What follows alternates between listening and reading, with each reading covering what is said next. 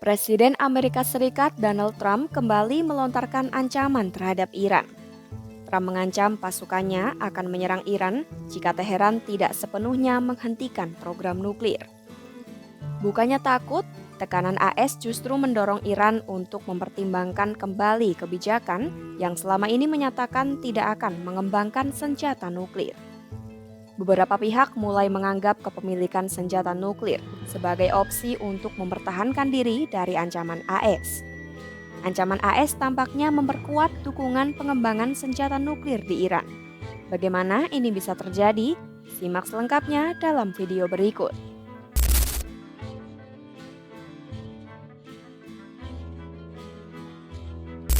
Ancaman Trump telah memicu perdebatan di Iran mengenai kemungkinan mengembangkan senjata nuklir.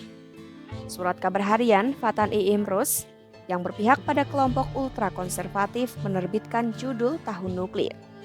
Judul ini digunakan untuk menyoroti banyaknya negara yang mungkin mempertimbangkan kepemilikan senjata nuklir demi keamanan mereka.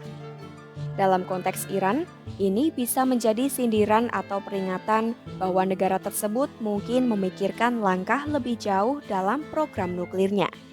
Terutama jika Iran merasa terancam dengan kebijakan luar negeri AS dan dinamika geopolitik global.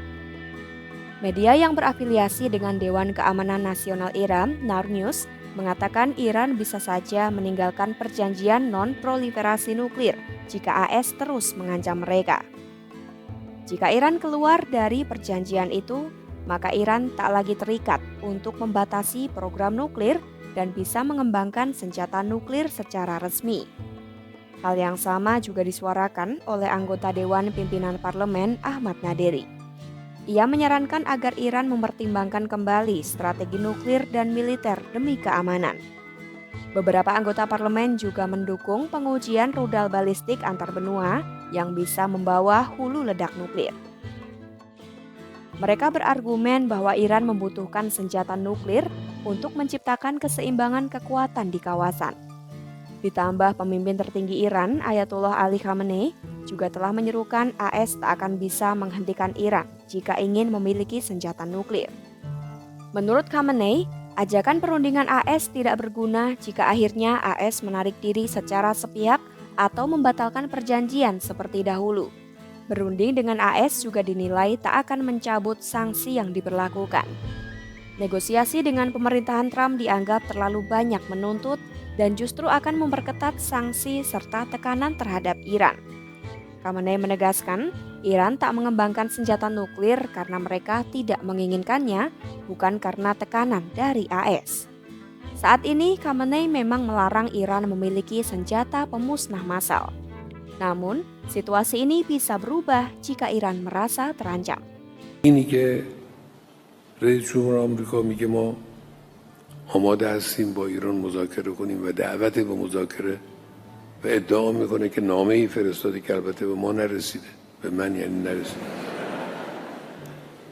این به نظر من این فریب افکار عمومی دنیاست.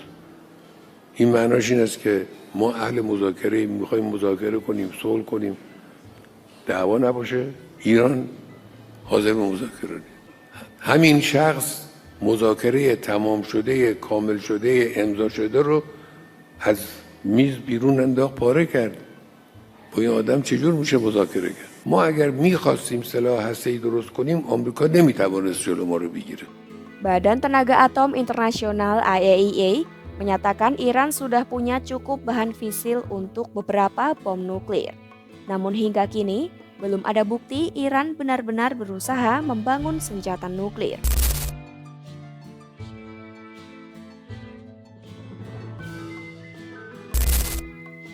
Keputusan Trump untuk menarik AS secara sepihak dari kesepakatan nuklir Iran pada 2018 membuat negara-negara Eropa yang sebelumnya mendukung semakin kritis terhadap Iran. Prancis, Jerman, dan Inggris atau E3 menuntut Iran membatasi pengayaan uranium dan transparansi mengenai program nuklirnya. Karena bersitegang dengan Eropa dan AS, Iran pun memperkuat hubungan dengan Rusia dan Cina. Ketiga negara ini telah menggelar rapat di Beijing untuk menyusun strategi bersama, terutama dalam menghadapi sanksi. China dan Rusia juga menolak upaya Eropa untuk mengembalikan sanksi PBB terhadap Iran.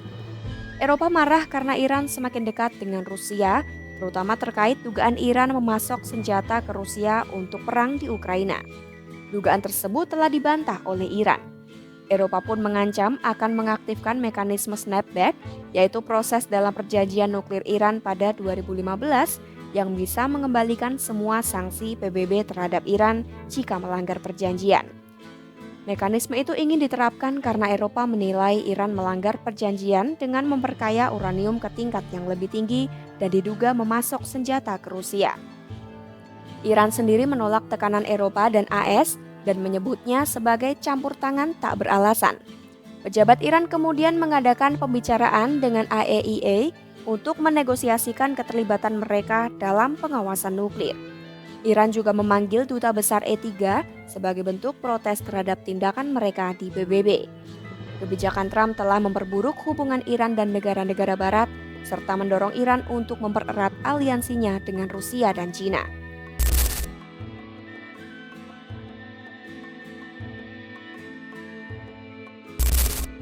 Sebelumnya pada Jumat 7 Maret 2025, Trump bilang dirinya telah mengirim surat untuk Ali Khamenei yang berisi ajakan negosiasi. Isi surat tersebut belum dipublikasikan. Diperkirakan surat tersebut menawarkan dua pilihan, yaitu negosiasi atau ancaman tindakan militer.